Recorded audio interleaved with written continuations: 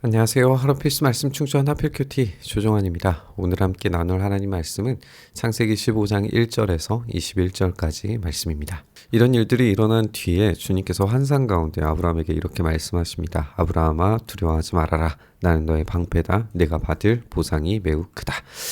여기에서 두려워하지 말아라 하나님께서 말씀하고 계시는데 사실상 이제 아브라함이 두려워해야 할 일들, 사건들은 종결된 것처럼 보여지죠.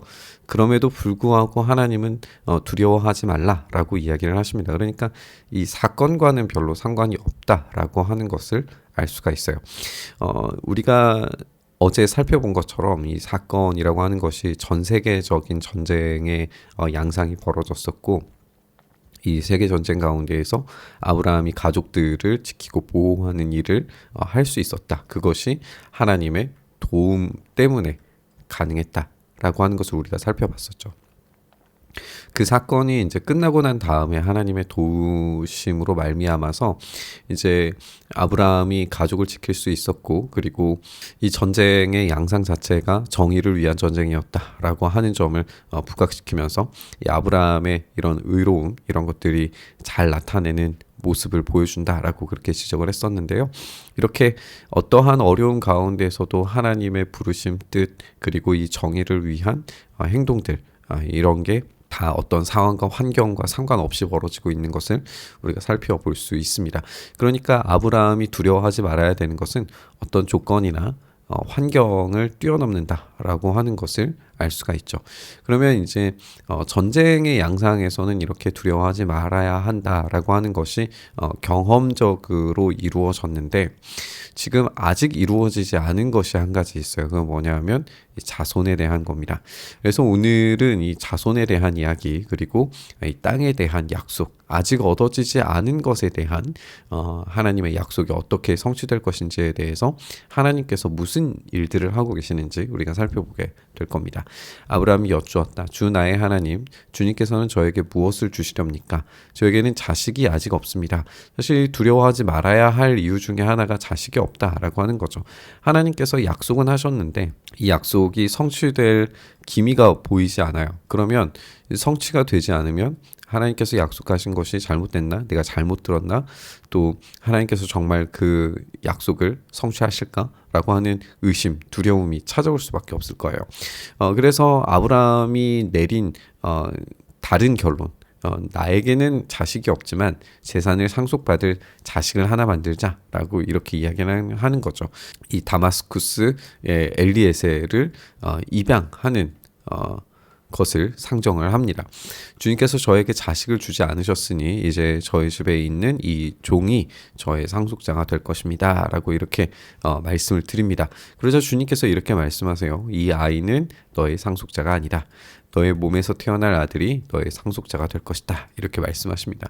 그래서 사실상 조건적으로 살펴보면 아브라함은 지금 아이를 낳지 못하는 상태 그리고 그런 아이를 낳을 수 있는 나이가 점점 더 초과하고 있기 때문에 가능성 자체가 사라지고 있는 것을 보게 됐는데 그런 가능성 없음 가운데서도 두려워하지 말고 하나님의 도움을 구하라 라고 하는 이야기로 우리가 읽을 수 있는 거죠.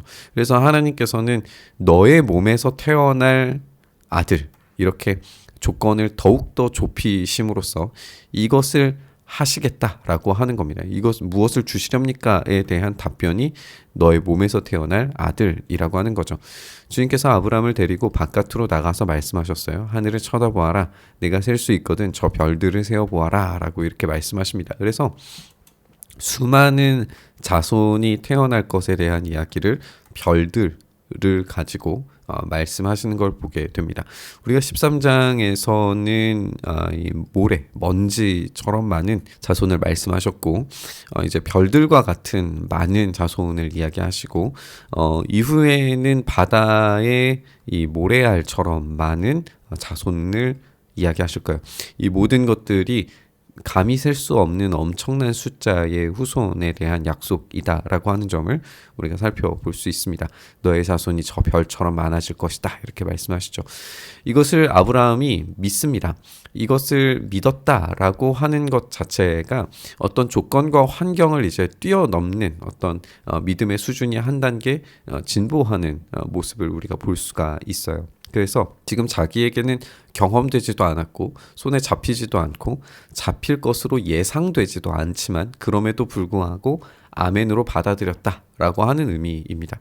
주님께서는 아브라함의 그런 믿음을 의롭다라고 그렇게 여기십니다.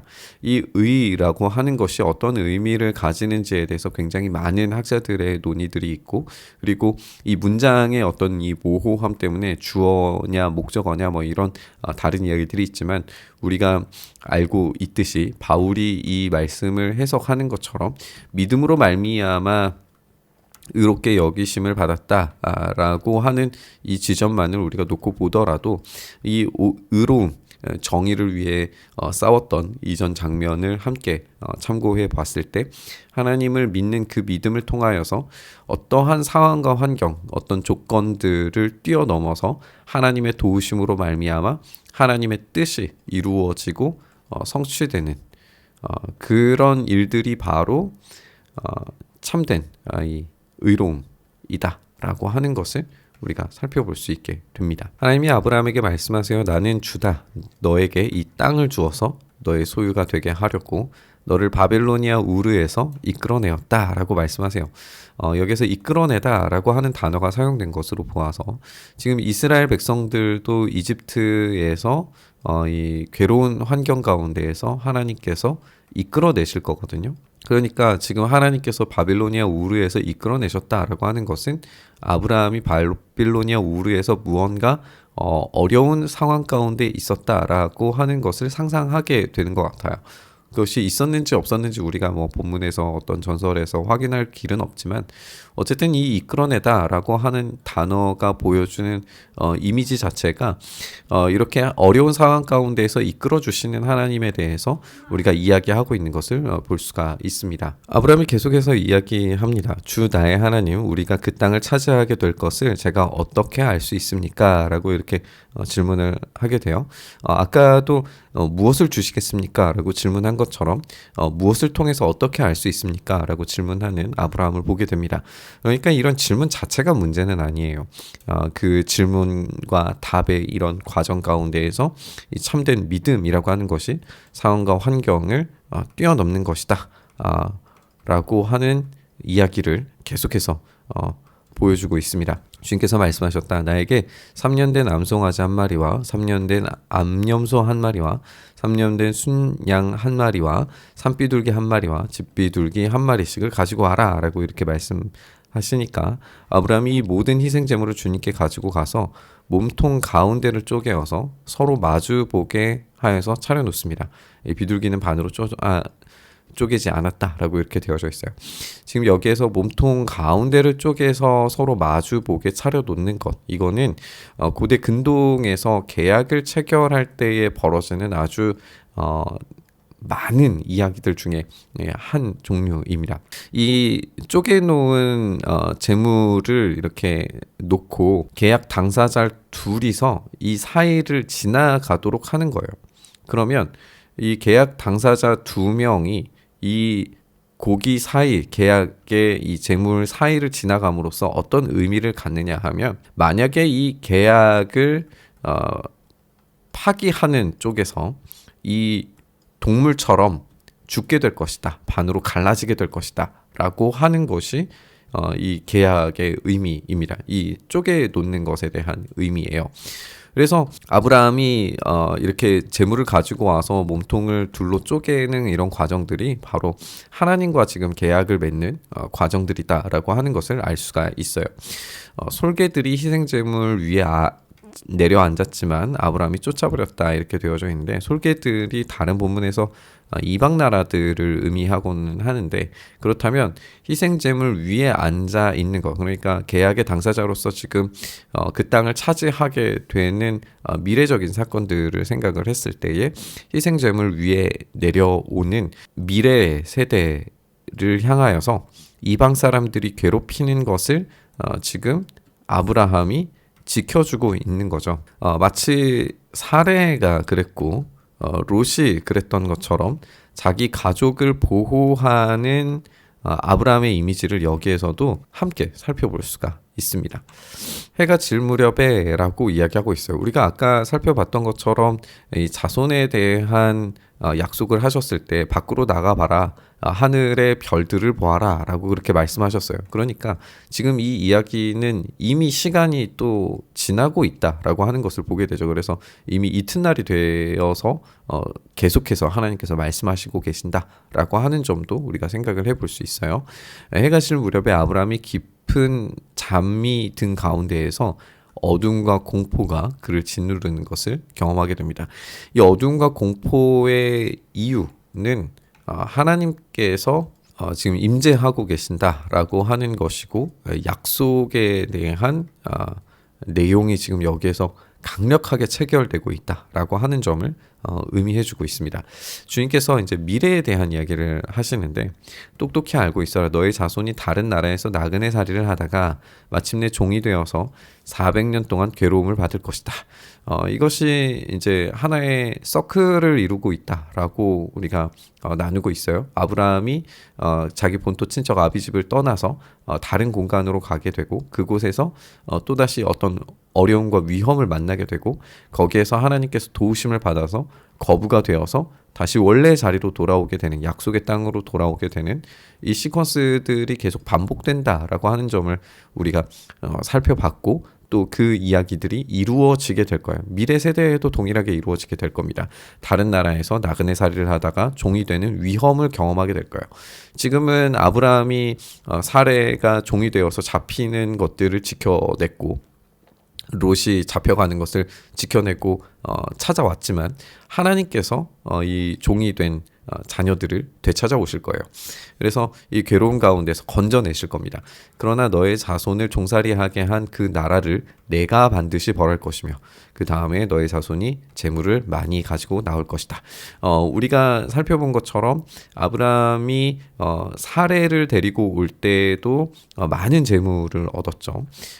롯이 잡혀갔을 때에도 많은 재물을 가지고 왔어요. 물론 이제 롯 같은 경우에는 이 재물을 차지하지 않음으로써 이 전쟁의 이 목적과 의미에 대해서 지켰는데, 여기에서는 하나님께서 그 재물을 많이 가지고 나오도록 만드심으로써 이 약속을 성취하시겠다는 거예요. 그러나 너는 오래오래 살다가 고이 잠들어서 묻힐 것이다. 너의 자손은 4대째가 되어서야 이 땅으로 되돌아올 것이다. 왜냐하면 아모리 사람들의 죄가 아직 벌을 받을 만큼 이르지는 않았기 때문이다. 이렇게 설명하고 계세요. 지금 땅에는 약속의 땅이기는 하지만 아브라함이 차지하고 있는 것이 아니라 그 땅 주민들, 아모리 사람들이 차지하고 있었어요. 그렇기 때문에 이 주민들이 차지하고 있는 땅을 무력으로 지금 당장 주시겠다, 이런 게 아니죠. 그 땅의 주민들이 죄를 짓고 그 죄가 하나님께 상달될 때까지 기다려지는 거예요. 그렇다면 아브라함이 이 땅을 차지하는 것은 하나님의 말씀과 약속에 따라서 그 말씀에 이제 순종한 가운데에서 그 땅을 차지할 수 있게 될 거예요. 이 도덕적인 기준, 하나님의 명령에 순종하느냐 마느냐, 이것이 그 땅을 차지할 수 있는 자격을 말해준다 라고 하는 것을 우리가 알 수가 있죠. 해가 지고 어둠이 짙게 깔리니 연기 나는 화덕과 타오르는 횃불이 갑자기 나타나서 쪼개놓은 희생제물 사이로 지나갔다라고 되어져 있어요.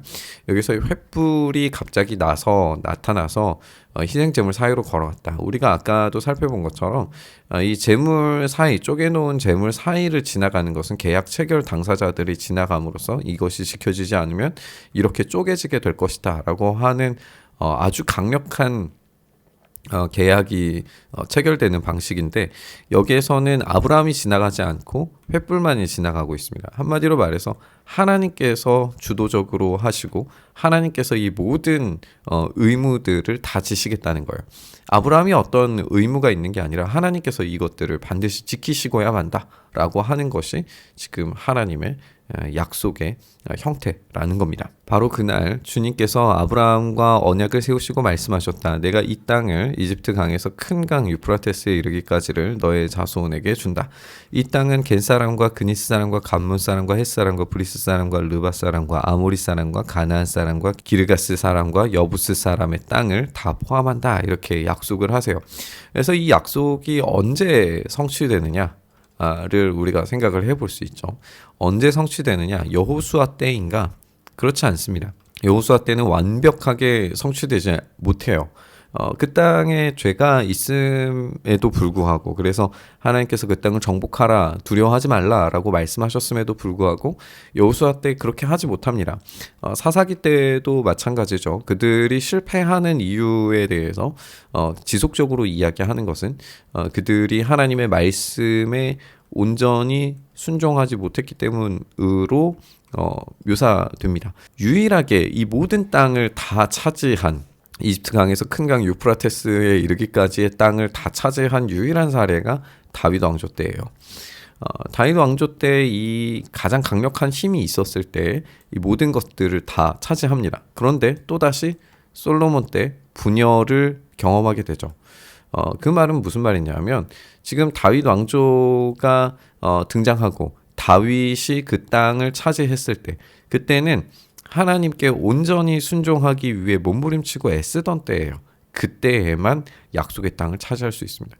지금 이 본문 가운데에서 바로 그 믿음과 순종에 대한 이야기가 아주 깊이 연결되어져 있고, 그것이 약속된 것에 대한 성취를 알 수 있는 유일한 방법이다라고 하는 것을 계속해서 우리가 확인을 할 수가 있습니다. 우리 주님께서 그렇게 약속하셨고 그것을 반드시 성취하실 것이다 라고 말씀하셨습니다. 그것을 차지할 수 있는 유일한 방법이 믿음과 순종이라고 하는 것을 우리가 함께 살펴봤습니다. 우리에게도 약속하신 그 구원의 약속은 하나님께서 반드시 이루시고 성취하실 겁니다. 우리에게 필요한 것은 의무감이 아니라 하나님과의 그 관계성 안에서 깊이 있는 그 믿음과 신뢰를 가지고 주님을 따라 순종하는 것, 그것을 통해서 우리에게 제공되는 것이다 라고 하는 것을 우리가 살펴보고 오늘 우리가 묵상해야 되는 지점입니다. 믿음으로 말미암아 의롭게 된다라고 하는 이 문장을 다시 한번 생각하면서, 우리에게 상황과 환경이 주어지지 않은 것처럼 느껴지고 지금 당장 그것을 차지할 수 없을 것처럼 느껴지더라도 그 상황과 환경을 뛰어넘어서 우리가 믿음과 순종으로 나아갈 때 하나님께서 반드시 우리에게 허락해 주신다라고 하는 것을 의심하지 않으면서 우리가 나아갈 때에 하나님께서 우리에게 약속하신 그 놀라운 구원과 생명의 은혜를 제공해 주실 줄 믿습니다. 우리가 이 믿음을 다시 한번 굳게 붙잡으면서 우리 묵상의 자리로 나아가시죠. 주님, 오늘 하루 우리의 삶이 그 믿음과 순종의 자리에 있게 하여 주시옵소서.